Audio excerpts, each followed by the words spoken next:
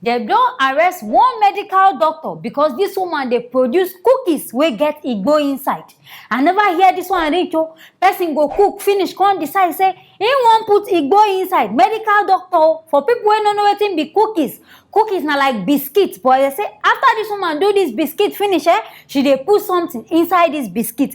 This woman wey her name na Chioma Ofoma, and they say this woman na 26 years old. See 26 years old, in fact, see creativity. Person no reason am say okay oh, this igbo make I go use and do medicine. As we say I be doctor, she no think that one no. But na to dey put am inside food where people go dey eat. Na that one na she come reason and say yes, na this one na be good thing. They say NDLEA people they arrest her for Auchi, Edo State. Say this woman dey run her normal online business and she dey call this catering business Oma's Kitchen. Say na wetin she dey call am, and say for there, na there she dey always create this kind things. Una know say online things, they go say okay, I want this one, she go cook am. Say na so she dey do this kind one no. But as they come go bust this woman, they say they see 94 pieces of cookies wey get cannibal sativa inside this kind thing, and that one na be igbo. Weird. They say this thing na dey inside and this biscuits. Young girl like this, I think say you be doctor.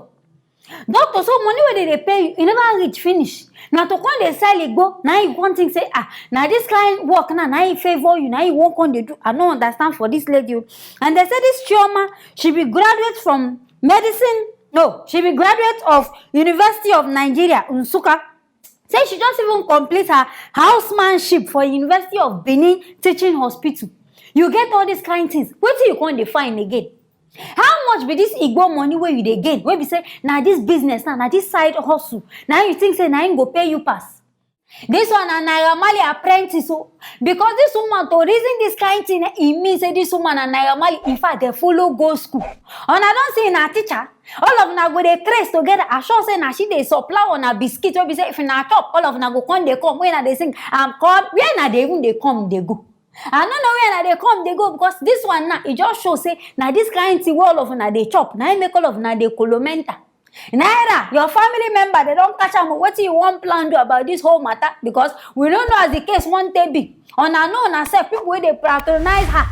If she know they say she know go they do this kind of business now. So I see her more. So anything when I want feel I want to support this woman now, making her find a way because now on a teacher. Now this in fact she be real Malians. Because for person to reason this kind of thing, I know. In fact, I don't even fit think am. You dey sit down say you cook finish, you can't carry it, go sprinkle on like Maggie. Design and say yes, I don't cook the perfect food. It means say this woman, she dey very creative. Science students now on a group be this one. Anyway, I hear this matter. I want to make her bring and come on her side, making herself using her ear, here waiting to happen. Anything way in a feel, make her not forget to write them inside the comment section. Make her not forget to like them and also share them so that people whenever hear this story, themselves they go hear them. Now this one I bring come, making her stay tuned for the next video.